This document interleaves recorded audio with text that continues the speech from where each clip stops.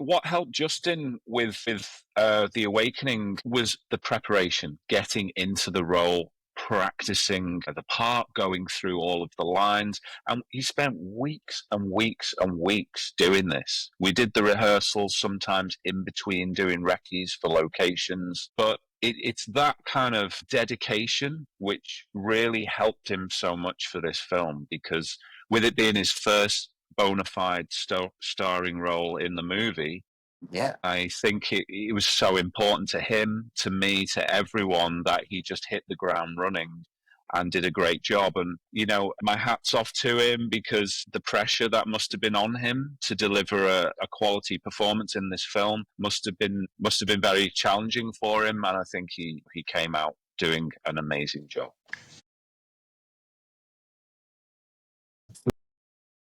We got to do a little bit of an intro, Jane. We got to get so how's it going, Great. everybody? It's Tyler from the Immersive Podcast, and here with Jane and film director and producer and much more, Matt Rutledge. How are you today, Matt and Jane? I'm great, Tyler. Thank you so much for having me. Thank you so much for being here, Matt and Jane. How are you today? I'm good. I mean, Matt's coming all the way from Thailand. What time is it there? Time here, gosh, 25 minutes past 8 in the morning. Okay. So, Wow. yeah. In Florida, it's 9. But you're the same as me, right, Jane? Yeah, 9:30 p.m. here. So it's kind of good though, because you know, it's like you're refreshed and we're nice and warmed up. And we're talking on different days. It's Monday here and it's Sunday there. Very surreal. Yeah. I do. I basically got into martial arts films from a pretty young age. I'd say about 13 years old, 12, 13 years old. Probably a very typical story. I was getting picked on at school and my dad said, "Hey, you want to watch this movie?" Gave me Enter the Dragon to watch. I might have been a few years too young to watch it, but I watched the film and I just, it totally blew me away. It motivated me quite a bit to study martial arts and obviously study some of the martial arts weapons that they use as well. So for me, it was quite a big moment in my life, because it almost started my film career unknowingly as well, because I didn't realize that I would start by doing martial arts short films. And that's essentially what I ended up doing when I went to college and university. Got through those courses by doing martial arts documentaries, action short films, anything related to what I enjoyed, which was martial arts. Awesome. Wow. Yeah, I did martial arts. I practiced martial arts when I was a child, until I was probably about 14 or 15 years old, until I started getting into cars, and then I guess I probably stopped. Because I just stopped doing them as much. It was actually What type of martial arts? Just karate and taekwondo and things like that. I lived in New England at the time, so it wasn't like anything crazy exotic available. Just what was around in small town New Hampshire at that time. Right. What about you, Matt? Is there a specific type of martial arts? Well, I started off with taekwondo and I did a bit of aikido. So taekwondo's more your high kicks and your flashy moves. Aikido's more grounded in the sense that it's all to do with arm locks and close quarters and more upper body related self-defense. So I wanted to mix the two together, and obviously around that time you had the likes of Jean-Claude Van Damme doing movies with all the high kicks, Chuck Norris. I heard that you're the highest kicker out there. Is that true? Well, it'd be nice to think that, but I don't know anymore. I'd have to do a bit of Would you be able to do a demonstration for us, or is it too early for you? Do you need a stretch first? It might be a bit too early. Maybe at the end of the call. But yeah, sometimes I wish I was practicing more than I do. I think the older you get, you do need to stay very, very motivated, particularly when it comes to flexibility and health. Martial art, that I studied was Wing Chun. So I studied Wing Chun later on, and that was obviously through the Bruce Lee influence. Where I was living in England, they didn't have Wing Chun. So it was only when I started working as a stuntman in Thailand many, many years ago, way back in 2002, I was able to actually study Wing Chun through one of William Chung's students, Tony White, who was basically a stuntman with me on The Medallion, a Jackie Chan movie at that time, and I got to know him and started training with him. Reminds me of our friend Ruben Langdon, because he was, the same thing, training with We've talked to a few guys who have worked with Jackie Chan now, and he comes up a few times. So That's pretty Ruben, cool. he was on the film with me. Oh, So you know what? There you Ruben was go. on the show Again. last year. yeah, Yep. Now we got dragons. We got, it's really flowing. There's definitely a connection yeah. for the How people did who you, are just listening. how did you get how did you get that start on that first film, the Medallion? Was that right out of university? Or? It wasn't quite. It was near. It was a couple of years after I left university. I'd been working in some assistant editor jobs for local TV companies around the early 2000s. And I just went ahead and started shooting my own low budget martial arts TV pilot. It was called Mersey Cop, and it had an international title called Fist of Justice. And I took a promo reel to the Cannes Film Festival and I started showing some producers promo reel for it. And I got it to one contact from Emperor Pictures in Hong Kong, and they showed it to Jackie Chan and Sammo Hung, who was the action director. Obviously, Sammo Hung from the martial law TV series that used to be. About him quite a bit. Yeah, great guy. One of my biggest inspirations in not only filmmaking but martial arts. They were picking a stunt team for the Medallion, and fortunately I got picked to be in the Medallion. I didn't know whether I was going to Hong Kong or Thailand because they had a Hong Kong shoot and a Thailand shoot, and I ended up getting put in the Thailand shoot for 6 weeks, and that was it. That's how it all began. Yeah. Awesome. That's really cool. That must have been quite the experience. I mean, was that because you didn't grow up around the film industry or anything like that? I didn't hear you mention, or was that something you always wanted to do? Is work, in the film industry, or was that something that kind of just came about later in life? I think Tyler, I always wanted to do something to do with films. I never knew quite what it was going to be, whether it was going to be screenwriting or acting or directing, and I just kind of fell into the more camera work, directing side. Okay. After the stunt kind of work started beginning, because obviously once I started doing stunts, I gradually picked up a few more stunt jobs. I stayed in Thailand for another 2-3 years after that, working as a stuntman on TV commercials as well as TV series and the odd movie thrown in the mix every now and again.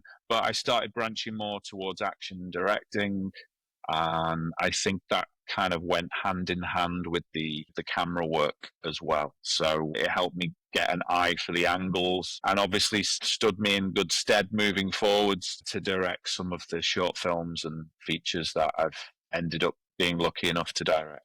Yeah, I noticed there's a lot of stuff with the martial arts and that you were with it the whole time, and it seemed to be your passion and what activated you. Yeah, for sure. I truly believe if you follow something that you love to do in that frequency, that even you don't worry about the money and you just don't worry about the outcome, you just do what you love, it always leads to something else. Do you feel that too, or is it just luck to you? Definitely. No, I do. I feel like you build it within yourself, and it's like a very self-motivational tool as well. Because martial arts is also very spiritual, I kind of a bit more in touch with the spiritual side through martial arts. Because martial arts isn't all about fighting. It's not all about hurting people. Ultimately, it's self-defense. It's self-defending. That's people seem to obviously forget that when they watch these movies and they see people beating the heck out of each other.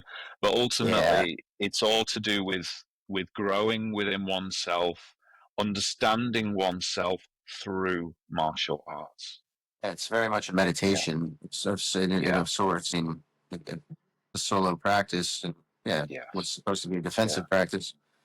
Yes. And also, don't you have to do a lot of mind kind of over matter to be able to channel that energy or that chi or whatever you call it into, just say chopping a bunch of, like in Karate Kid when they do the ice and you have to get your hand through it and you can crack your hand if you don't have the right mental, it's almost like quantum physics. You have to channel that. So are you familiar with all that? Was that what drew you to the awakening? This kind of... I think what it did was it gave me a very good stabilized foundation to understand that and understand other things in life, such as the awakening and having a more open mind. Because obviously in martial arts, to do those kind of things, you do have to understand breathing. You do have to understand how to actually execute the punch by using your whole body movement, knowing how to breathe. And like you say, chi energy, the energy from within your body, and knowing how to focus that into and centralize that into a punch. So for me, it's a very nice exploration because obviously you learn about meridians, you learn about pressure points as well. I'll be honest, I didn't delve super deep into that side of things, but my martial arts teacher did teach me about them. And it's just nice to know that there's so many branches to this tree,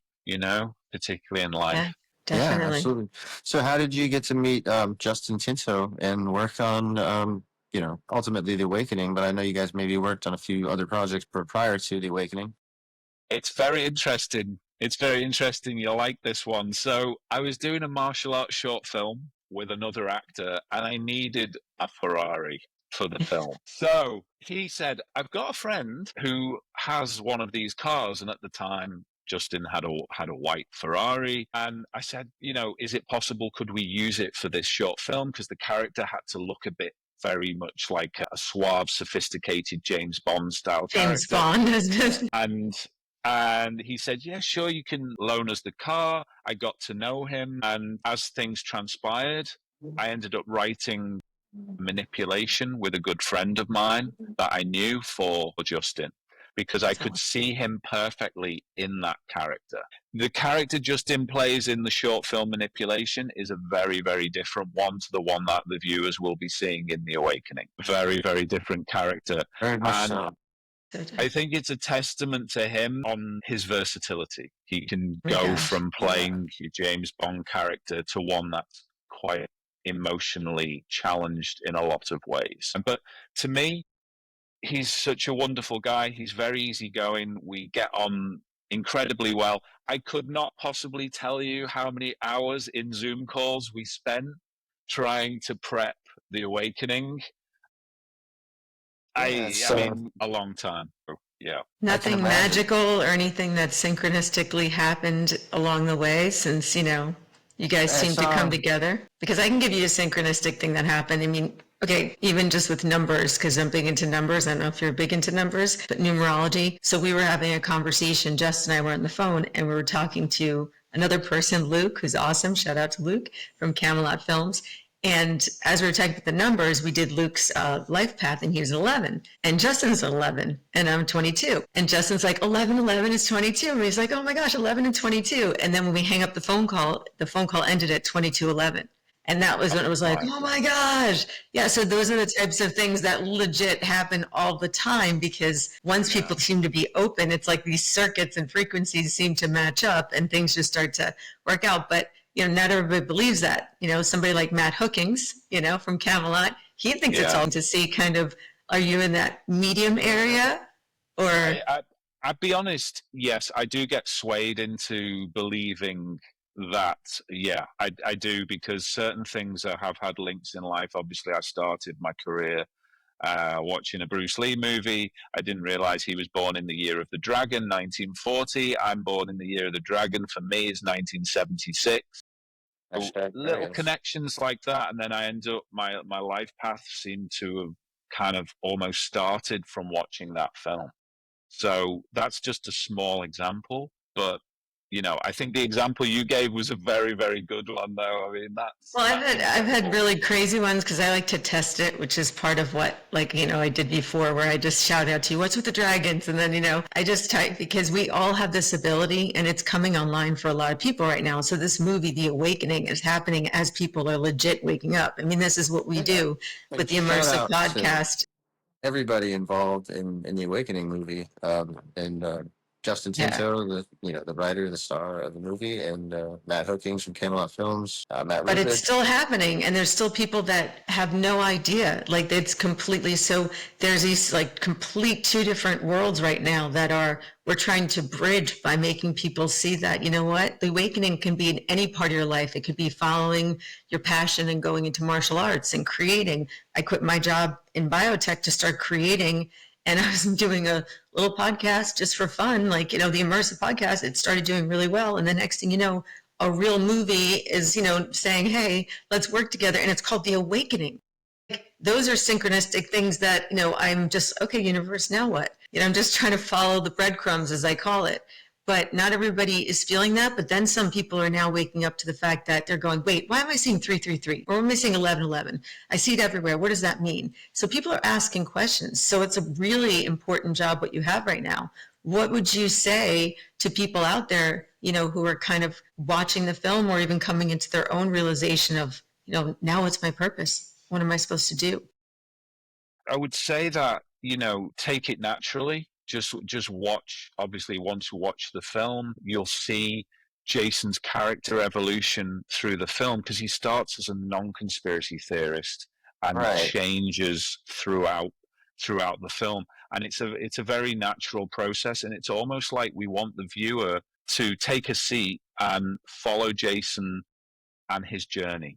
And it's whether they can relate that to their own selves and their own journey in life, of how their thought processes on how they're exposed to these different conspiracy theories or different challenges. And yeah. I saw Rebecca was in the character, and I literally have been Rebecca because I have, the page and like the whole thing. And I'm like, I gotta, and literally people have said like, what are you doing? Like, what are you doing? Like, what's the point of this? And I'm like, I don't know. I just know I have to do it. So it was so well done, the movie, because for somebody like me who went through this awakening, and then for someone like my sister who's like, what are you doing? Like, who are you talking to? It's such a different perspective. But for him to come from a conspiracist point of view and to evolve in that character the way he did was awesome, because at the end of it, I was pumped up. And I feel like somebody who is going on that journey themselves, it's not like being forced down your throat, because he got annoyed in the movie. He kept saying, stop with the conspiracies, like, stop it. So it's, everybody has their own journey. And I just thought it was really cool you guys did it. So yeah, and that's thank you so much for the film. Of course. Yeah, thank you so much, because I think it was always a case of, in life, people always want to strive for the truth. I think that's the most important thing. And when people watch The Awakening, we did want to present it in a way where the lead character didn't wholly believe what he was going through and what he was being exposed to in terms of these conspiracy theories. So we almost wanted Justin's character, Jason, to feel like the audience, like, no, I don't believe that one. And no, I don't believe that one. But hold on a minute. Slowly but surely, I'm starting to believe. Yeah. Okay, so we have something really crazy to tell you. Tyler and I, Tyler did the interview 7 months ago, Dr. Jack Cruz. Dr. Jack Cruz is the guy in the film who discovers the RNA and the SV40, and literally was trying to say, you can't use this, and had to, the overlaps and the synchronicities are so insane, because I didn't even know about that. So there's things that are coming out. We learned about SV40, and now it's coming out and they're talking about it. It's in the movie, but these are things that are not forced down your throat. The names are changed, but to be able to live that and to actually see it play out, and then to see it be channeled or put into this film, blew my mind, because these are documented things that we know from Dr. Jack Cruz, who is a wonderful neurosurgeon and well-respected. Yeah. And, it's like spot on. So there, it's very well done. Yeah.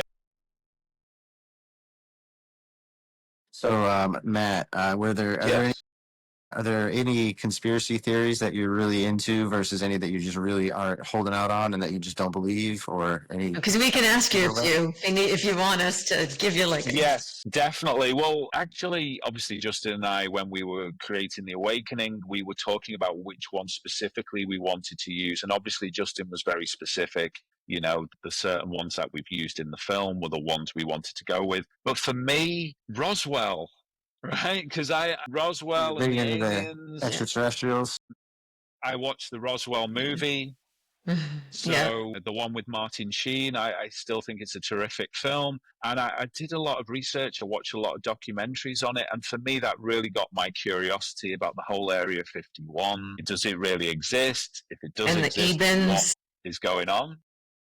Do you think it does exist? I would have to say possibly. I can't say probably, because I don't It's hard to say yes or no for sure, but I would say. Are you serious? Why not? It's got to exist, right? We know it does. There's been proof. It's in the CIA documents. This is stuff that's available now. This isn't like conspiracy. We've had like UFO Congress report came out. I just haven't been there, is all I'm saying. Okay, well, until you're there, I get it. It's in your imagination. Like, we could all be AI at this point, who knows, and just be using avatars. But we have to trust at some point that there is something that exists, because if you can think it exists. Well, first of all, anything the government covers up, is usually true. So every time they say don't do something, they're usually doing the opposite, just like Reagan with the don't do drugs campaign, but yet they were using drugs to fuel the whole war that was going on during that time. But we won't get into that. So other conspiracies, I noticed there was a 9/11 there, which was, I know, still hard because that's about to come out, and it's coming out slowly. And I was there. My family's from New York, so I can say that there's a lot there. And Building 7, that's all I have to say. And I think that when people really want to wake up and see the truth, it's so hard not to see it now with the way. And then we just learned from JFK. I mean, even in that conspiracy, all of the tapes are coming out, and that's still more to come out. So I think we're coming to a point of the age of Aquarius. Everything has to come to light anyway.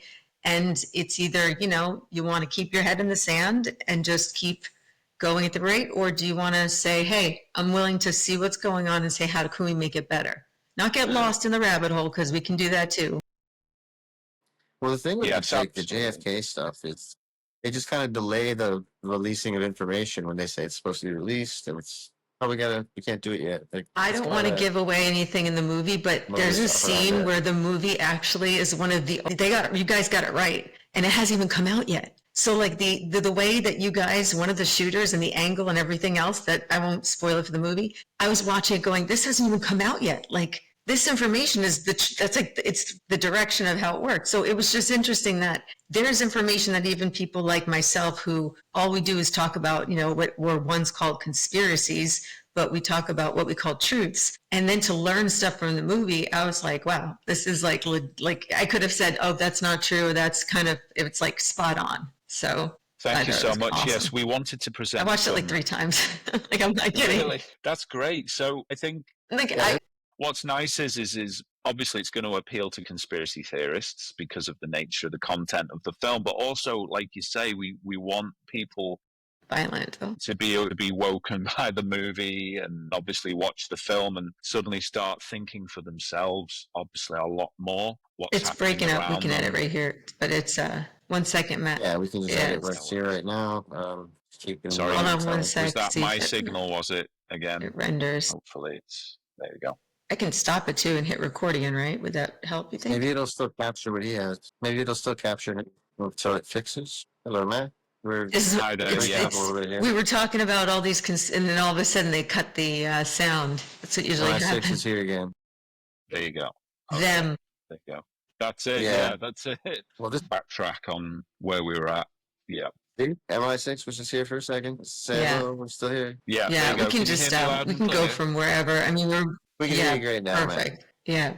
This happens a lot whenever with Dr. Jack Cruz's interviews, almost every time he did an interview, something would happen as soon as he started talking about the specific things. And that's what happens in the movie too. It's like so it's very funny that this is happening when it happened in the movie. So synchronistic again. But yeah, so between just us, there were other people like who have maybe no idea of this stuff. Were they like, what is this about? Was it like a foreign idea to people, or was everyone kind of like, this could be, somewhat true or based on? So you worked with Jason Tinto on the film. Obviously, he's the main person behind that film. I guess the main mind behind that film. I would say, right? Like Eddie Hall, Alice Eve. Had you worked with any of the other people involved prior to the Awakening, or just Justin? But also, how did they feel? Like, were they? That's what I'm saying. It's like, were they like, this is weird, or were they kind of go with the flow? Because I'm just curious. Like, was Justin alone, like more alone with his idea? Because this is an innovative idea. Yes, ideas-wise for the film, we basically talked everything through. So we started this around 2020. We did numerous Zoom calls where he would write some scenes, I would write some scenes, and then we'd put them together, collaborate, edit each other's scenes, as it were, and eventually come out with this feature-length screenplay.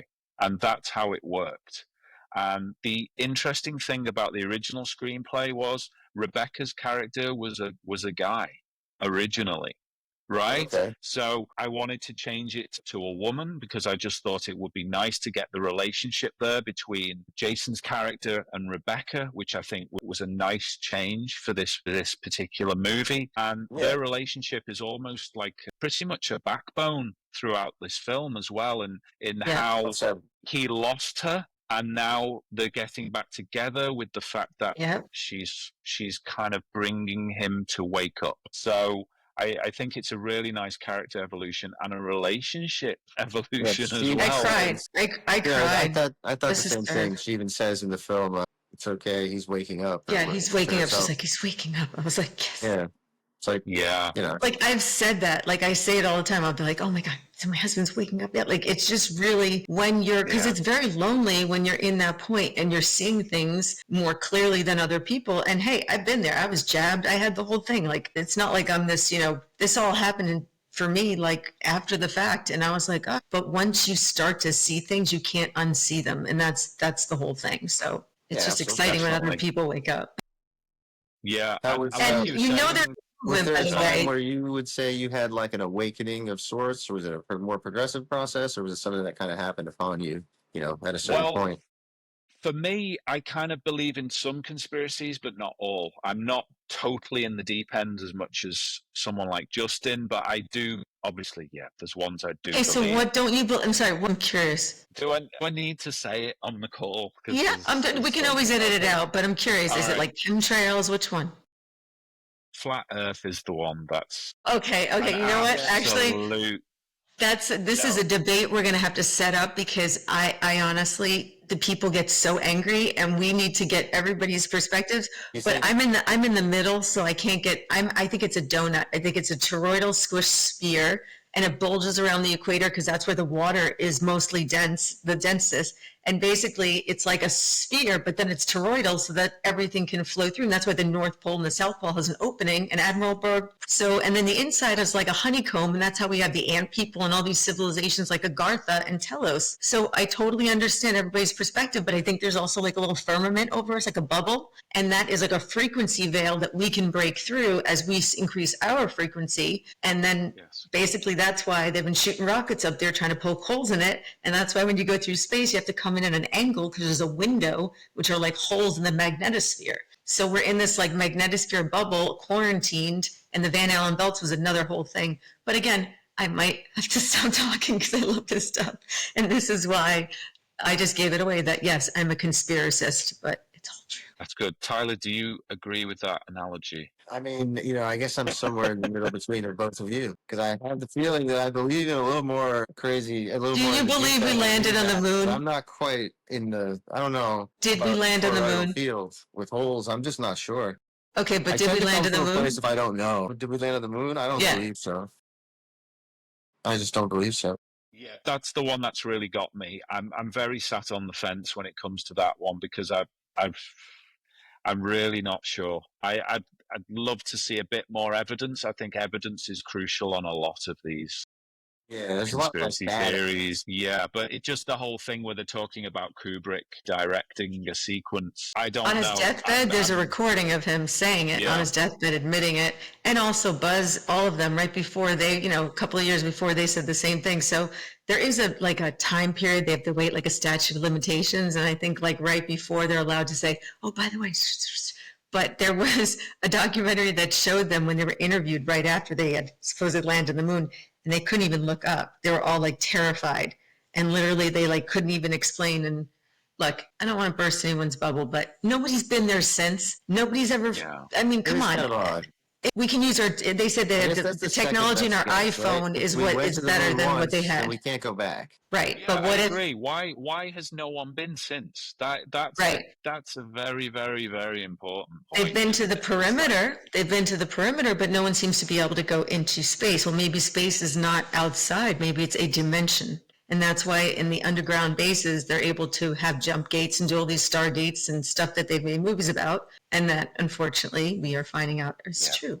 But that's a little much probably for this conversation. Okay. So we'll have to So have when like a did you flat first Earth start- debate. When did you guys first start shooting on the Awakening, or first start kind of production and such? So pre-production, I'd say it was around February last year, 2024. Okay. It kind of, the whole production went on till, I would say, 5 or 6 months in terms of pre and production. We did a lot of prep on this, I'll be honest. I did a lot of Zoom calls with Laszlo Bill, who's a terrific cinematographer, which we had for the movie.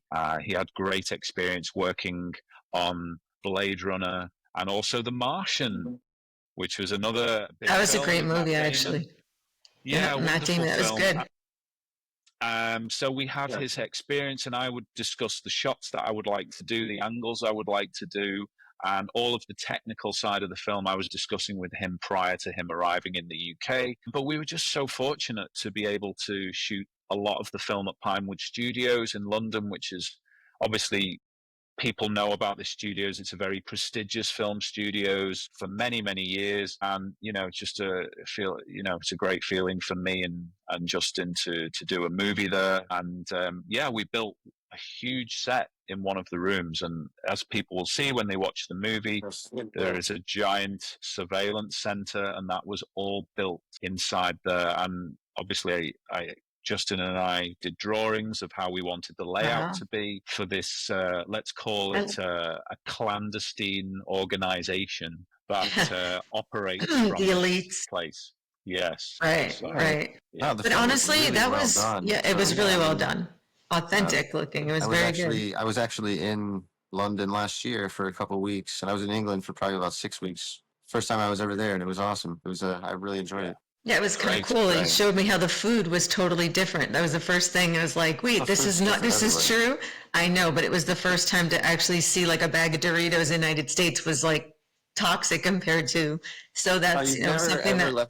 Well, you've left the United States before, right, Jamie? Yeah, but I never looked at food when I used to travel back then. This only happened a few years ago that I realized when I grew up, Fruit Loops are different than Fruit Loops in the last like 15 years. That's why everything's changing. By the way, they just banned all of the food chemicals from now on and all of the dyes. But what's with the UK? They're paying to spray the clouds so you can't see the sun. They're trying to block the sun, $50 million.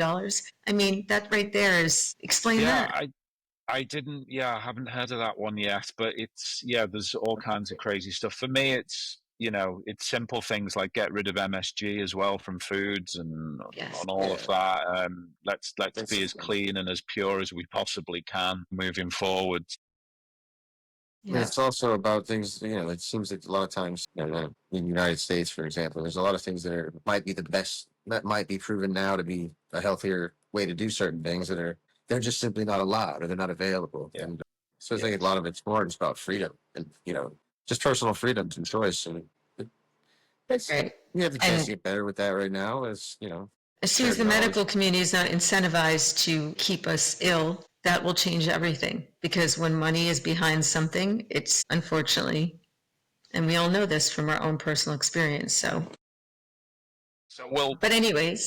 With the movie, it's more a case of we're presenting something to them. We're presenting ideas and ideologies to them, and it's whether they choose to believe them or not. Ultimately, it's up down to the individual to watch the film and decide for themselves what they think, and we're kind of giving them a bit of a poke to say, hey, we already have like 5,000 people already that have joined from the communities that are saying, like, I have people reaching out going, what can we do to help? Like, I have a folder that I have to get to and say, I don't know, but we'll know soon, because it could be throwing parties, and teaching people at the Awakening. It could be just having conversations or helping those people awakening. I mean, that's what we do for the last 4 years, is just for people who are having these moments, like where they think they're losing their mind. And we're like, hey, maybe you're not. Maybe, it's some people are. But for those that we can help, we have made, including myself, I helped a lot of people who didn't know what was happening and started saying, like, why am I feeling this? Why do I feel the solar flare? Why do I feel this energy? Or why do I feel down for no reason? And then to have this somebody like Sarah Bressman Cosme, who is doing QHHT with real data from all different clients, and to have them validate something and me go, oh my God, I'm not insane. This is amazing. Yeah. That is everything. Yes. Yeah, absolutely. No, I agree with you. Yeah. And like everything, sometimes people are very naive. They always do check the obvious news channels, because obviously certain things, CNN, BBC, they're all like the standard news Synchronized? channel. What happens if you start reading about other news and you're hearing about other videos? But also, we've got to be so protective of ourselves with AI being pretty much at the forefront at the moment. And there's so much fake stuff out there. There's so much. So you've really, really got to be very careful in what you're seeing and believing is real, particularly with all these AIs where they put Trump's face on someone else's body and all of this crazy stuff. Simulate the mouth So and everything. yeah, I think what we're trying to say, obviously, with the film is use your own beliefs, your own experiences, and listen to what we've got to tell you when you watch The Awakening. Yeah, and a lot of it's just, think for yourself a little bit, not exactly what maybe you were always conditioned to think, whatever that was or wasn't. Just free thought and thinking for oneself, I think, is just going to things with an open mind is, think, a big help. Yeah. Yes.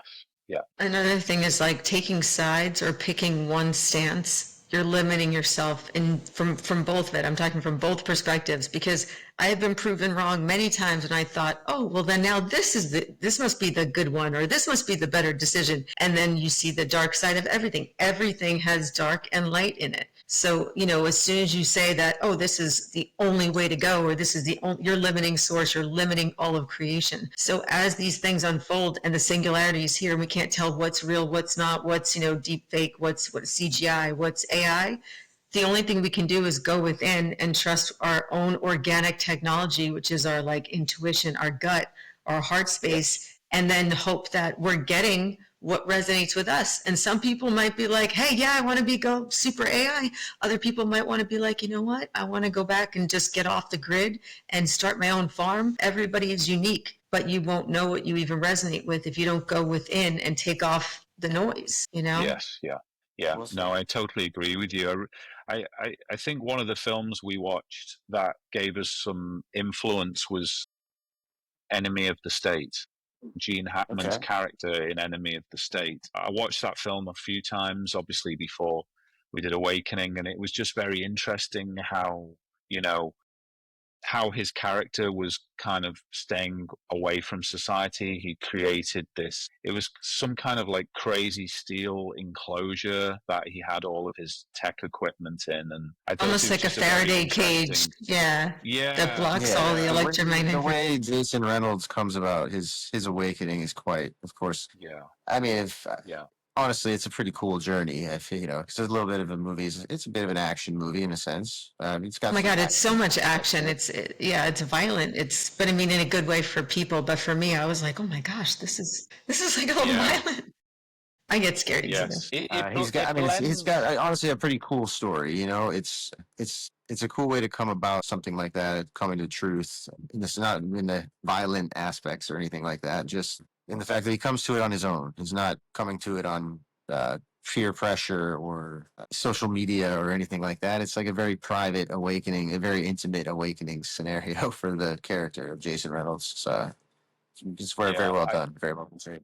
thank you. Yeah, and I think the film kind of blends together a series of genres. You've got political thriller, you've got drama, you've got Mm-hmm. conspiracy thriller, and you've got action. So Yeah. it's kind of puts them all in there. For me, I always obviously wanted to do this film. It was a great opportunity to work with Justin again on a project because I think we collaborate very well. With me being from a martial arts background, a lot of people are going to be expecting a martial arts film, and it's not a martial arts film. It's a conspiracy thriller, Right. which to me is not a bad thing at all. It's something that as a filmmaker, you just want to tell great stories. And with this, it's a really great story. And I think it's something that's also coming into the forefront more. It's very topical at this moment in time with people not believing a lot of what they're being told, particularly in the media, in the press. And I think the timing of the film is right.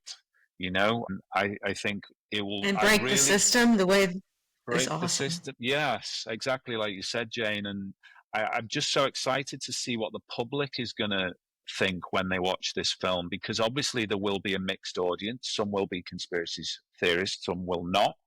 And I'd just be very Of curious to course. see the reaction when it comes out. Yeah. is still developing. We're getting more people from different networks, different communities like Portal to Ascension, and they're all wanting to be part of this hub where all the information can be seen and learned. And so if somebody wants to go into, say Taekwondo or learn about martial arts, they can do that, breathing, Tai Chi. Somebody wants to go into Reiki, if somebody wants to learn more about the government and whatnot, or even mental health, there'll be links, resources. So what we're trying to really build is not only a community of people who are awakening, but the solutions that they can come to one place to find. And it's from people that are trusted, have been doing this anyway. So it's kind of like when we woke up, I actually kind of joined a cult. It wasn't a cult, but it was cultish. I won't say the name, but it cost a lot of money. And, after I looked back, I was like, that's why I started my page, because it was free. And, there are people who wake up every day and they get taken advantage of because they're like so desperate to meet people that are like-minded, or that can say, well, why am I feeling this? Oh my gosh, it's because of this. So to be able to provide that on Break the System, where you can learn, but you can also have free resources, I encourage anybody out there, who wants to bring in resources to reach out to us, because the more we can offer, the more solutions. Yeah, absolutely. And obviously it's great that you have a hub for these people to go to. I think one of the main things Justin wanted to do with the film was, not only do we have the film and the viewers who watch the movie, but those viewers then can go to Break the System and learn about the whole awakening movement, and also create that community at the same time and build that community at the same time. So Yeah. they're both running simultaneously. And right now, for anybody who's listening, we have the communities on Facebook, they're Awakening Movie Communities. We have, a public one and a private one. We also have, the channel that you can go to that's right on the Awakening page, where you can learn. Awesome. And we have people that want to be part of this, and we're looking for ambassadors, because what we're going to do is, have these screening parties all over, or in different parts of the world, and get people to, who support it and are excited to be able to contribute, because everybody who wakes up wants to help be a light for somebody else. So this is like a way for everybody to pay it forward. So it's kind of exciting, because you have all these people already going, so what can I do to help? And it's like, all right, I'll let you know soon. As soon as it goes to cans and airs, we're ready. We have like an army of people. So it's exciting. Yeah, definitely. No, really, really good. And, I'm just happy that a film like The Awakening can obviously assist in that way, and hopefully drawing more people into that community. Yeah, absolutely. I was working with Eddie Hall, the world's strongest man, on the film. Was that the first time you had met him? Yeah, it was first time I met Eddie. He's a character. Yeah.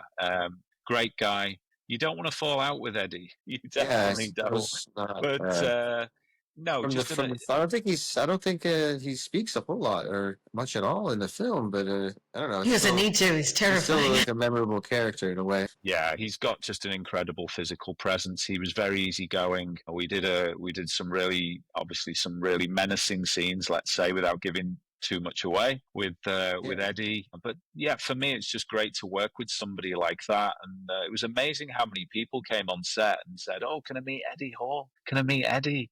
And I'm saying, "Well, we've got Stephen Burkoff here. We've got Peter Stormare. He's big too, yeah. But no, Eddie. So Well, he's the UK, isn't he the world's the strongest UK strongman? Isn't he like the world? That's correct. Several years ago, yes, and he still obviously maintains his body very well. He's just done a fight and won a fight, so Wow. that was on pay-per-view a couple of days ago. So he's still was very it active. a mixed martial arts fight, or what kind of fight was it? That's right. Yeah, MMA fight. Yes. So yeah, but no, great to work with him. We were very fortunate with The Awakening that we were blessed with some amazing actors. Some great Pretty actors. impressive.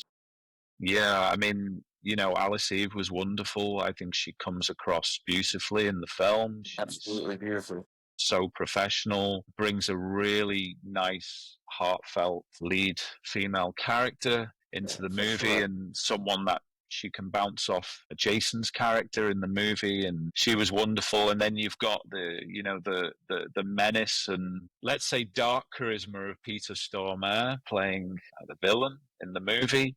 Very, It's very good. fantastic to get him because I've seen him in many films before. Wind Yeah, Talkers with he's John awesome. Woo. He was in Armageddon Yeah. with Michael Bay directing that one. So he's done quite big, high-level movies. Yeah, I think the great thing about what we achieved with The Awakening as a team was getting these people on board an independent film production such as this, because it's never easy. Despite maybe people liking the script and the script being good, you still have to draw them onto the project. right. And I think Peter Stormare was the first to come on board. And then once he came on board, it made it a lot easier to approach the likes of Stephen Burkoff, Julian Glover, Julian Alice Eve, Glover. and some of the other cast in the film. So, Yeah, absolutely. That's Yeah, really cool. That's it's really very good. yeah. that's excellent. I mean, hats off to you guys. So I'm proud of. Anything that you want to talk about going forward? Any upcoming projects or anything that you'd want to, say anything about before we go today? I have, yeah. If I had a couple of projects, one I can't really talk about too much yet because we're still waiting for it to, see if we can get it launched for next year. But Okay. I've been Secret. doing a documentary on magic in the UK, and it's an Excellent. interesting one because it was a project that I kind of accidentally got into making. I was actually hired as a cameraman on the project, but I've eventually taken it on as a production company. And it's about a person who suffers from mental and physical disabilities and how that person is trying to overcome that to get into a magic circle. And the magic circle is this organization that is the elite organization for magicians worldwide based in London. So it's a very human story. It's a very interesting It's very unusual. I've never heard this journey. type of angle. Yeah, and Yeah. it's fascinating to see how they would in with magic and be able to do such trickery, but then also have somebody who's facing such a challenge, but it's magical Yes. the way it's. So it's pretty cool. Wow, Yes. love Thank that. you. Thank you. So we're hoping, yeah, it's in post production at the moment. So we're hopeful that it will get a release at some point, if not end of this year, but maybe next year. So that's another project that I'm doing. But yeah, hopefully more in the So when you Are pipeline. you going to be a can? Are you going to Cannes? Yes, I will be. Yes, I definitely will to join the team. I wasn't very able cool. to go to AFM, so I'm really looking forward to it. I think it's going to be a very exciting one this year. We've got quite a lot of high level Hollywood celebrities going for various projects, and obviously, The Awakening is going to be there. So, Yeah. you know, Live streaming from there. There'll be stuff going on, lots of podcasting and lots of, interviews with you guys. yeah, I'd be Emmanuel happy to too be and his part of it. charity. Yeah, We get Emmanuel's Better World fantastic. Gala and his Better World Fund. And then we've got, another charity, COSIF. We're Yeah, working with, helping as many as we can. So it's exciting because it's a movie, but it's a movement and yes. it's, giving back, which is what it's all about. So thank you so much Yeah, I No for your mean, worries. time Thank you today. so much for having me. Yeah, Matt Rutledge, thank you so much for coming and chatting with us, Yeah. giving us some time of yours today. Yeah, you're a pleasure, fascinating Tyler. Really, really individual. appreciate it. Thank you for being Thanks, here. Jane. Thanks, Tyler. Yeah, I just wanted to tell you, just I really did enjoy the movie, and I saw that you worked on some projects that I'd seen even just growing up. Yes. As a teenager and things like that. I saw some of the films that you had worked on. Hmm. They were. I saw that you might have worked on some of the Rush Hour films. Is that correct? I didn't work on those, unfortunately. No, I Oh, didn't was work that on those.